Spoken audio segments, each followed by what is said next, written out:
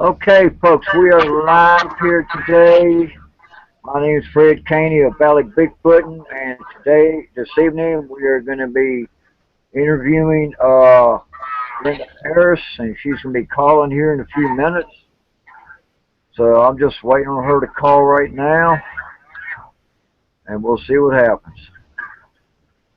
Till then, Brenda Harris is, oh,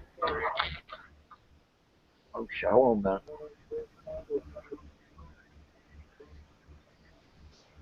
Okay, there we go. Okay, anyway, like I said, we are, we are live, and I see someone in the background there. Okay, we are live, and we're going to be talking with Brenda Harris, and she'll be calling here in a few minutes and everything. But till then, she's from New Mexico, and Leo, what did you learn about Brenda? What did I learn about Brenda? Yeah, when you researched her. I couldn't find a whole lot. It seems that she had started a new group, and I couldn't. It's Shadow Seekers. Oh, okay. I know that much. All right. Oh, yes. I couldn't quite find enough to get into the group or see much, but I do know that that's part. That's her deal and kind of what she's doing. It's for me.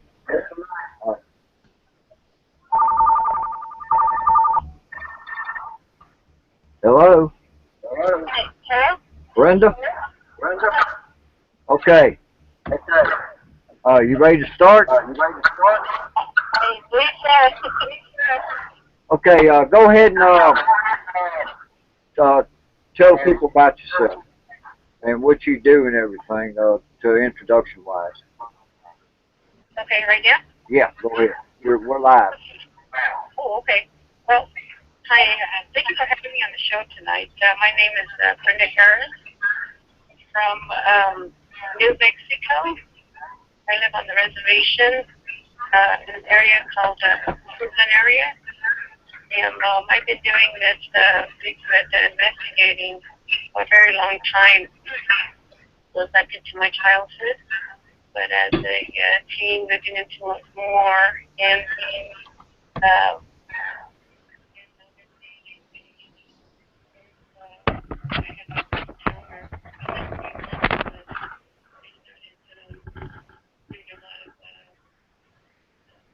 reading of Bigfoot and stuff like that, and that's just kind of where it's from there. Been doing a lot of investigation since. Oh, okay. I've, haven't really said anything to, my family. I just kept it real quiet for a long time until back in 2009 is when I finally put it up and what I've been doing. Oh. I'm having a lot of sightings in different areas on the reservation, on and off the reservation. So I've been doing that for quite some time. Oh, okay. That sounds good. Can y'all hear Brenda on the phone? Kind of. Can y'all hear Brenda? Leo, can you hear Brenda? But I can hear her, but she's a little low. Okay, well, let me slide it up here a little bit. All right. What do you when did you first get into researching Bigfoot, Brenda? Like I said, it goes back to I would say back in the late 80s is when I first had my first encounter. Oh, okay. Can you Can you describe what you saw and what it looked like and everything when you saw it? Sure. I was it was in the summer, and my husband had just left for a graveyard shift, and I had my two young ones with me at the time, and we had our kids and relatives from next door. They came over for to spend the night. And like I said, it was in summer, so I had my windows open, in the house. And at the time, we were in a double wide. So when I had my living room window open and our bedroom window open, and my husband had left it was about 10:30 at night when he left for the shift. Get out of this there with the kids. And everybody's talking and laughing, having a good time. All of a sudden I start hearing something walking up past the window, and in the front of our yard there we have our walkway, we have gravel. I could hear, like heavy steps, and then what really caught my attention was the dogs really whimpering and crying underneath the porch. I'm like, wow, what's making them do that?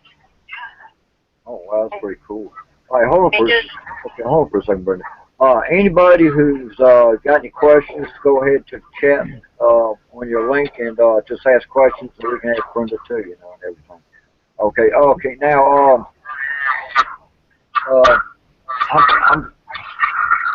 I'm kind of new at doing interviews with people, so you got to kind of I don't know, I can't explain. Anyway, when you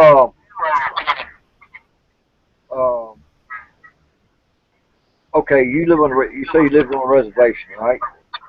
Yes, I do. Okay. Do they have any do they have anything on about the Bigfoots in their area and what they believe and everything? Do they have Bigfoots running around here? Is that what you're asking? No. I know they got Bigfoots running around. I mean, what do others think on the reservation about the Bigfoots? What do they say when they hear about it and stuff like that?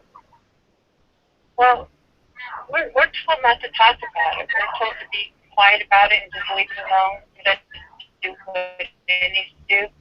And that's among the native people, the Navajo people, that you just leave it alone. Don't bother it.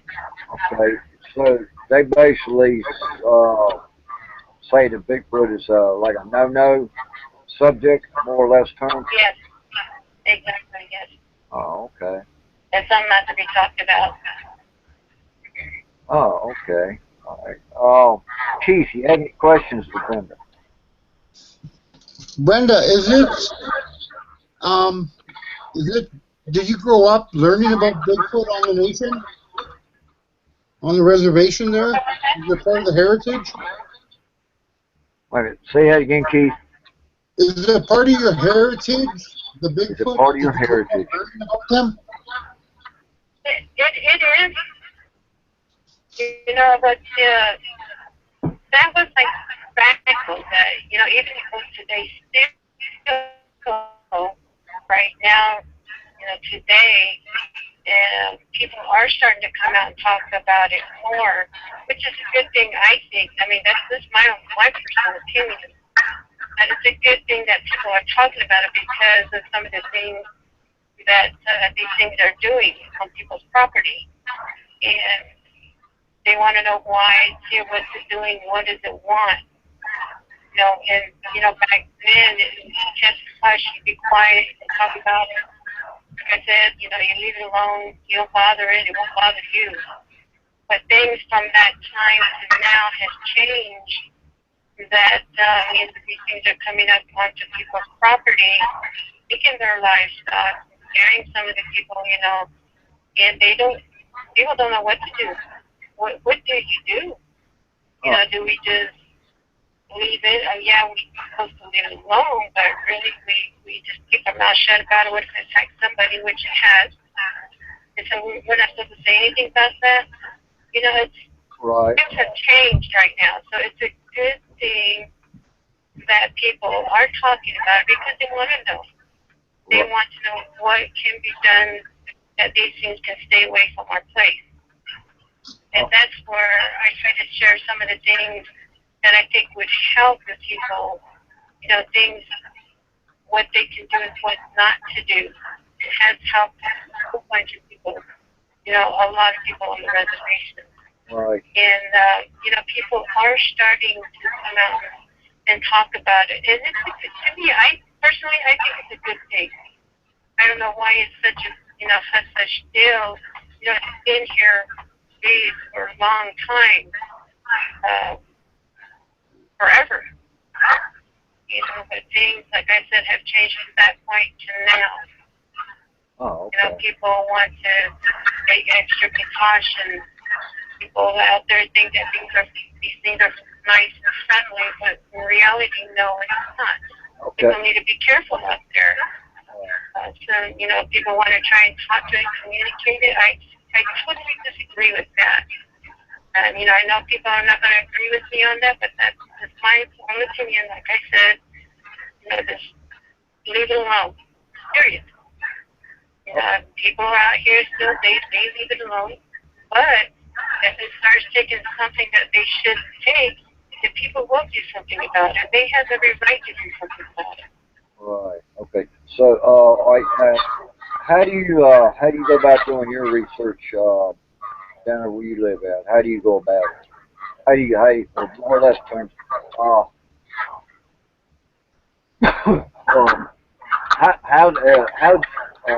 when you first got into Bigfoot and you started researching, how'd you go about going about researching? Like, did you go out and, into mountainous areas to research him, or you just read up and stuff like that? Oh no, I don't. I really don't need to read a lot about it, and I don't really need to go to the mountains because they're basically in my backyard. I live about a half a mile from the San Juan River, and these things travel along the rivers.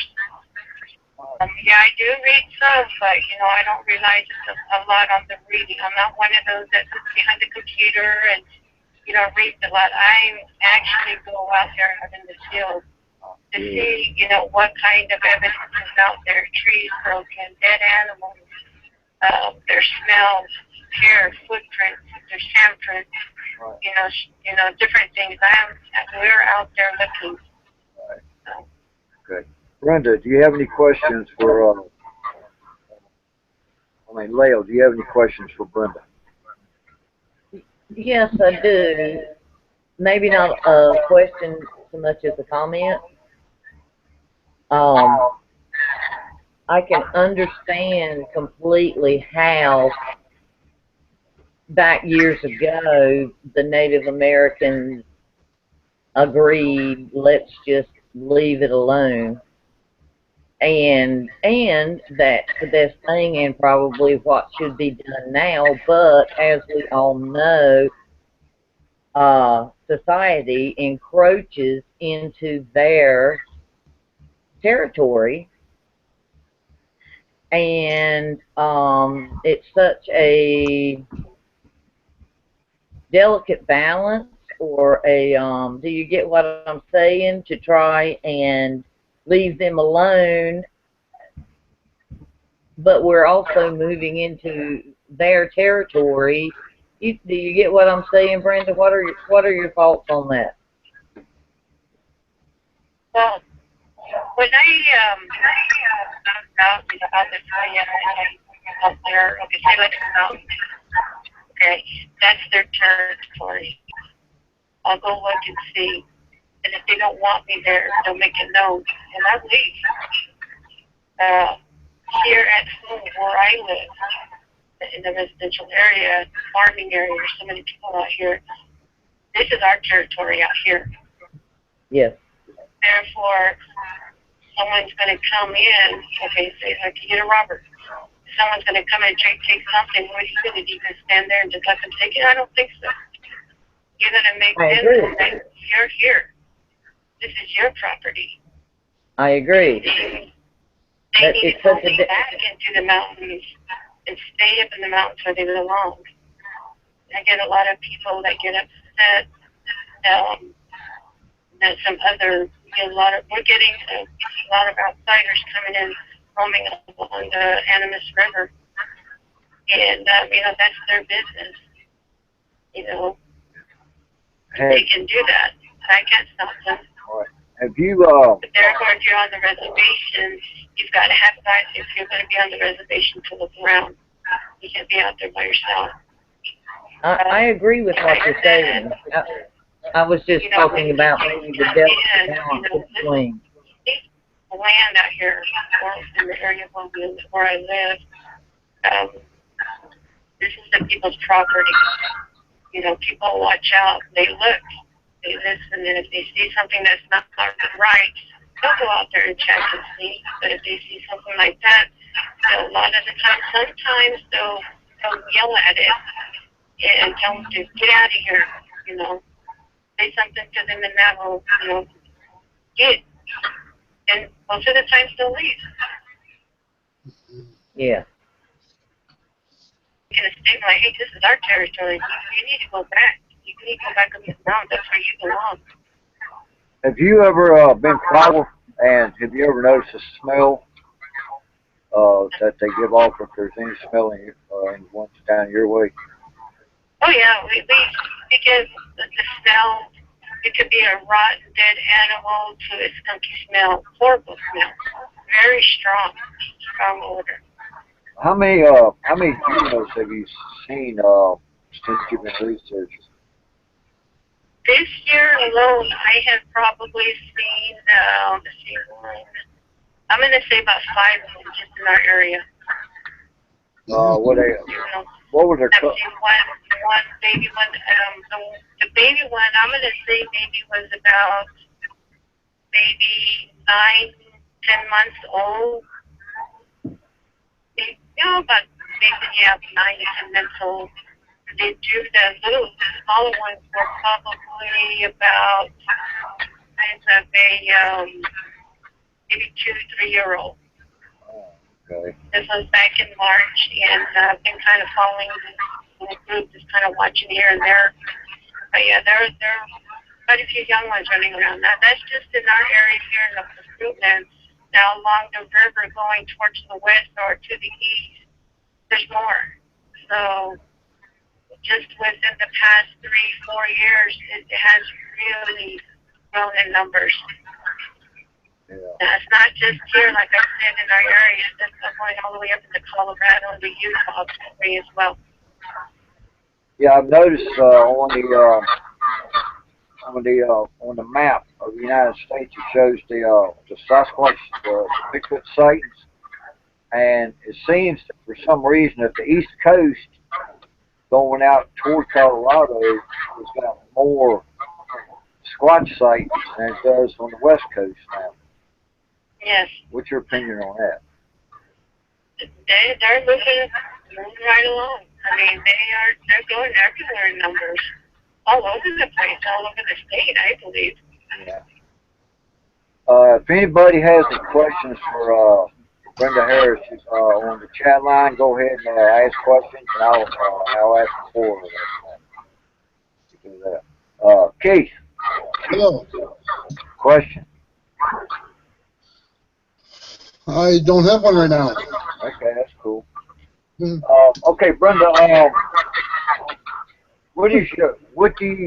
In your opinion, what do you think Sasquatch is? Do you think it's Gigantopithecus? Do you think it's human hybrid, or do you think it's a missing link? I would say human hybrid. Would say what? There's some human to it. Okay. I got a DNA sheet from the Johns Hopkins University through the Maryland Bigfoot Research Organization. And believe it or not, Bigfoot is human hybrid. Yes. I believe it. Yeah. And the whole time I've been saying, because what got me started was in 1981, I had one step out 5 feet in front of me and stand there and look at me. It was like looking at a brick wall. But now, here in the last couple of years, in my research area, I mean, I got juveniles following me everywhere. Got them on video right now. Today I went hunting. I got 2 6-foot brothers. Their hair is black, like a Labrador, shiny like a Labrador, but their face is black, but they don't have no hair on their face. No. And they're curious. Now, how curious are the ones in your area? I think they're pretty curious. They're so curious that they're starting to really look at people's windows now. Even more now. I ain't got that for you yet. Because my research area is a mile away from my house, but I live in a mobile home unit. It's like on a big giant rock hill, you know.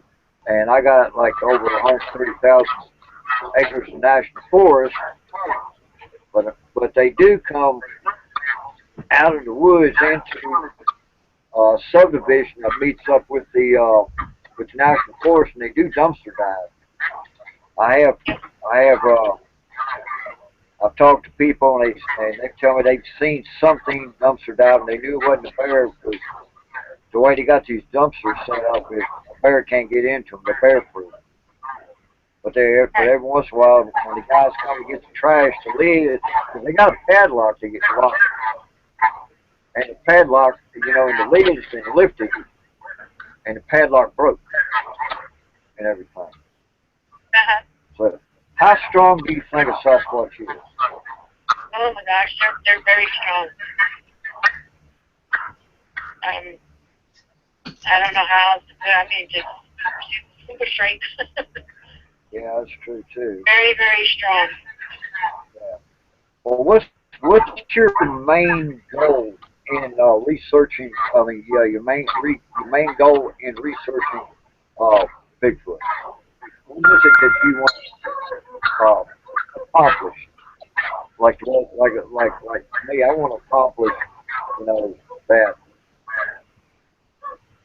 I know they exist, and all I want to do is have one come out, stand right out in front of me, and look at me and try and walk away. Then I'll be happy. Well, how's your thing like that? For me, is I want the people to be safe out there. I've seen them. I've seen how big they are, how tall they are, how fast they can move. Safety is my number one issue right now. I just want people to be safe out there. Now, I know they're fast because I had a 6-footer come out in front of me back about 3 years ago, and I got out of my Jeep and I went to approach it, and yards in about 4 seconds. I believe it, yeah. Do you? Okay, that is pretty wild.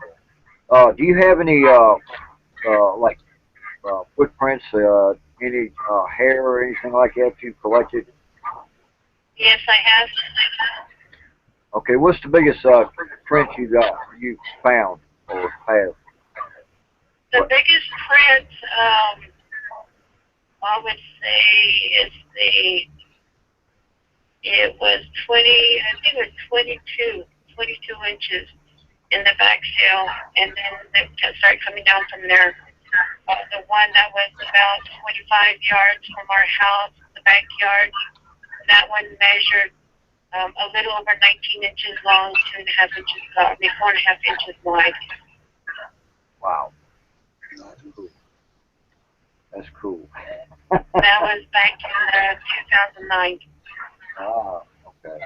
So right now you're seeing mostly you're seeing a bunch of young ones running around right now. Yes, the young ones and also the adult ones are running around as well.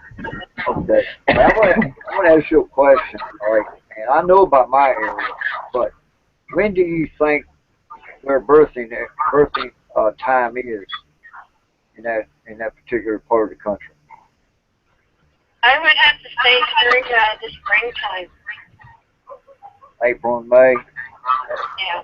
Okay, it'd be the same here. Might be even a little earlier than that. Yeah, because I got a quick question on areas. When I go into them around April and May, I get some growl that up there. But the growl is so intense that it vibrates through your body. Oh, yeah. You've had that before? Sorry? Have you had that experience before? Oh, yes, I have. That's cool. I like it. That's cool. I have a question for you. Leo, yes, ma'am. Leo's got a question for you. I have been wondering lately, do you have any idea or any guess? What do you think the gestation period is for a Sasquatch? What did she say again? I keep getting like a weird sound. Picking up a little bit of what she said. What is the what's that? Gestation period. Gestation period? Do you think of discuss of them?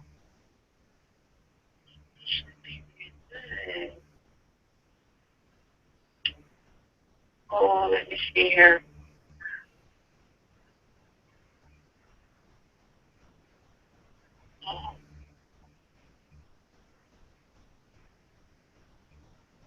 Oh, hold on, I'm thinking here. Okay.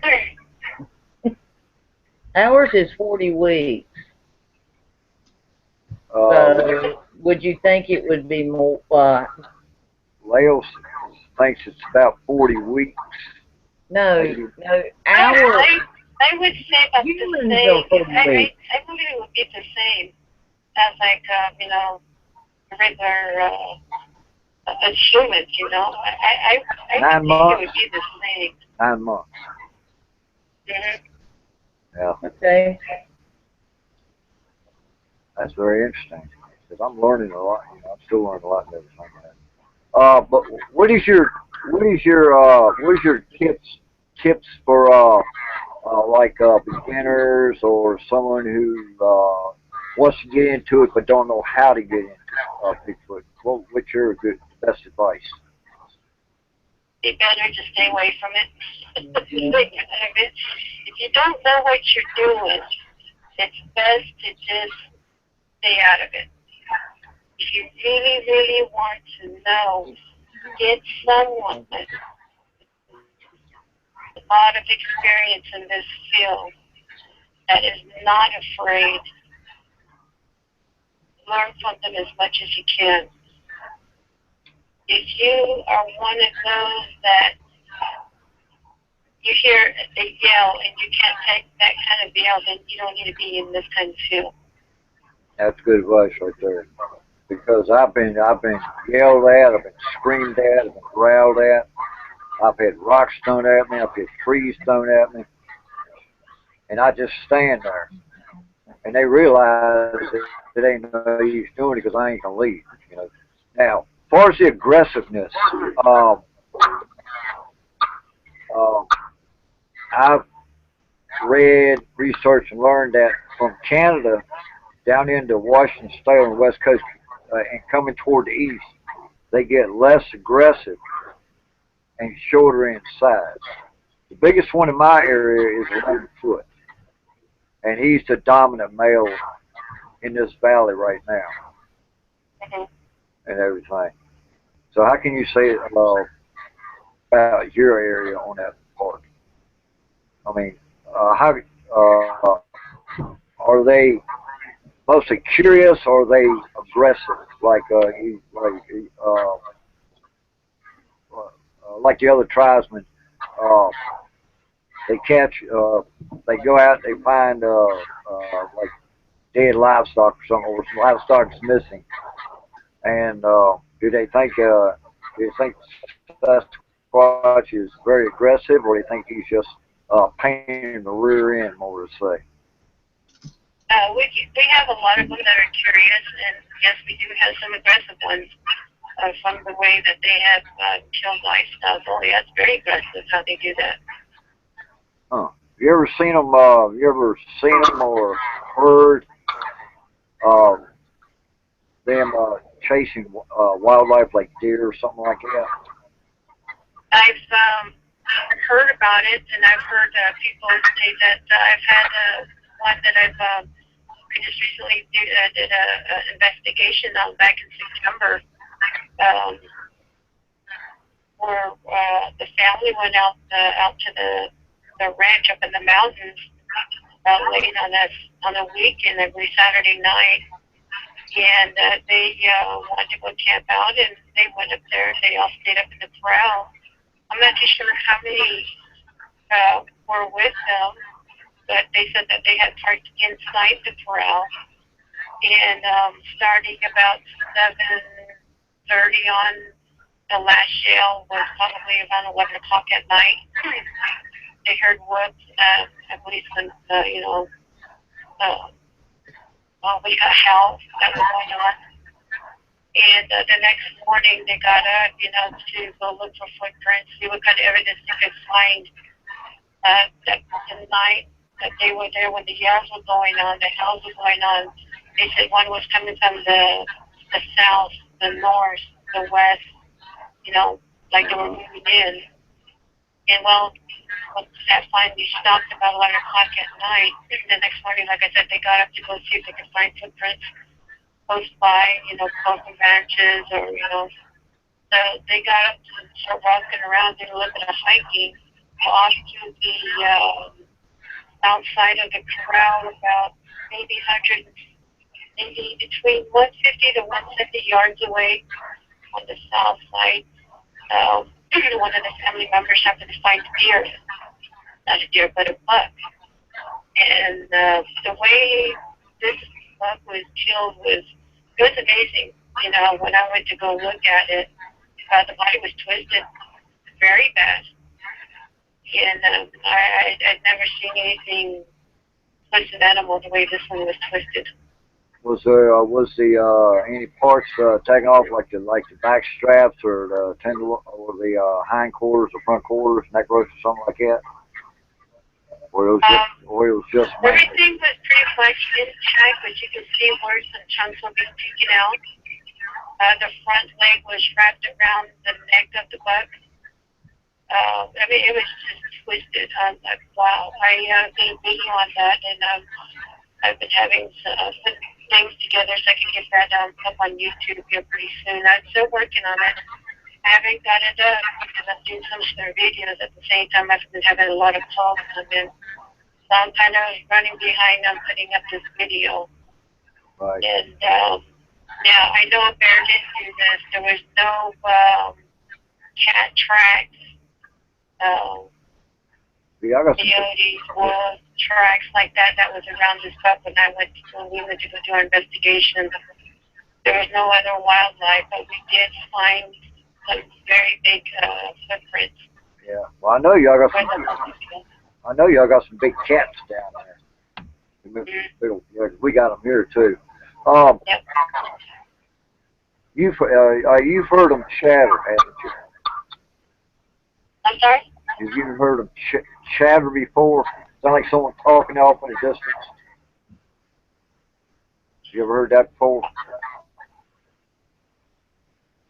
Chattering. Yeah. Okay, now, what language do you think the Sasquatch speaks?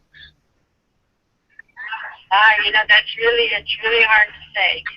I can't pinpoint what kind of language they're using.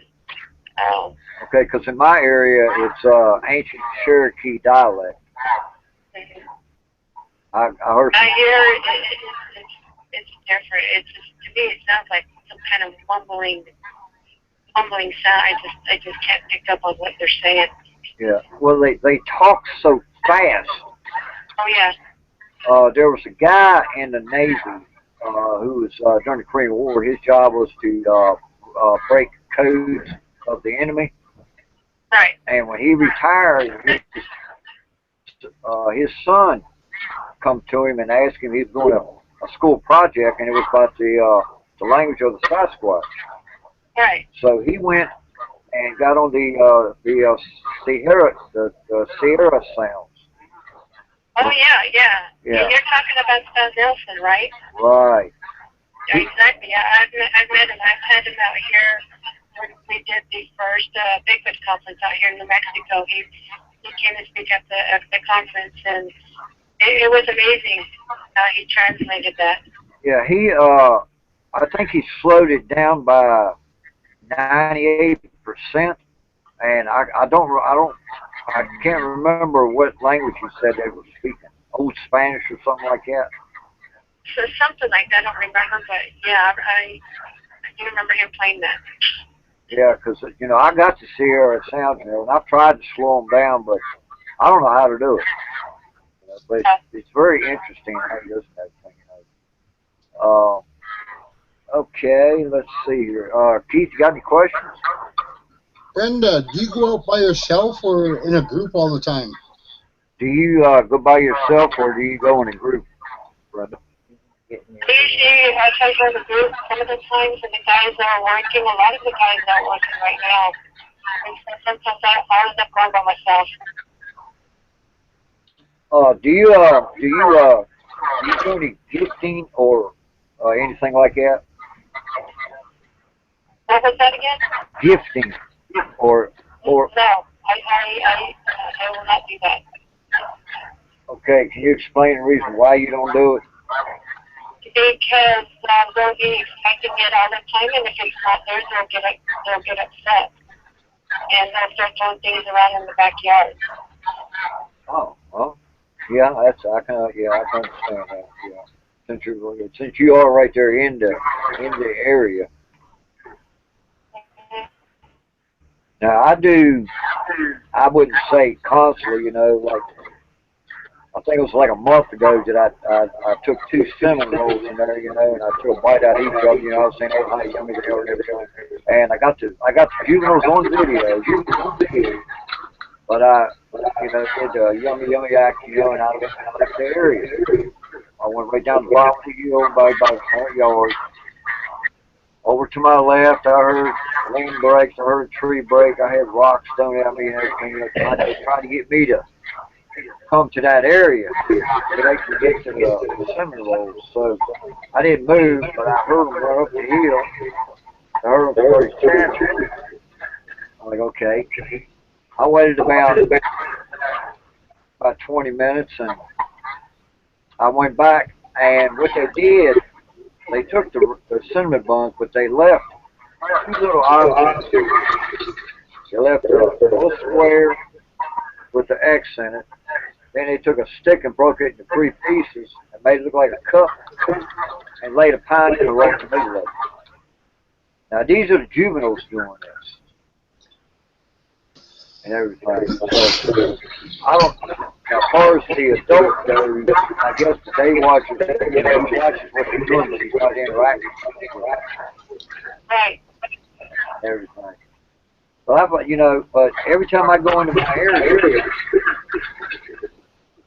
I got them on video. I got last mile squirrel hunting out there. I got 4 of them in front of me. I got one laying on his belly behind the little stump. I got one just sitting behind the lower brush. I got another one leaning up against the tree behind the lower brush, and I got one in a V of a tree peeping around looking at me. You can see from his nose up and everything. So these guys follow me around constantly. But they don't bother me though. It's just they're curious. Yeah. But right now, rifle season's going to come in a couple of weeks, and in my areas they migrate when rifle season comes in, and then I won't see any more hide nor hair of them until springtime. Now, do yours migrate, or do they just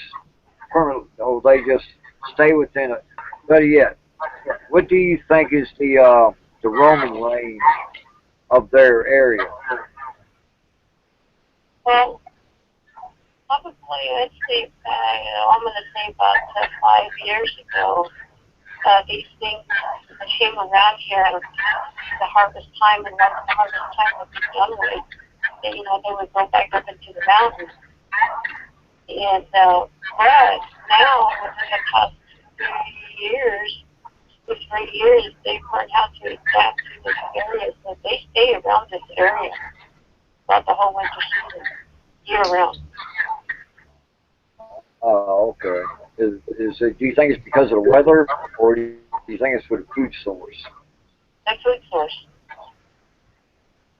All right. Because like me, I live in a big salad bowl, and the main food source here is turkey and deer, squirrel, rabbit, stuff like that.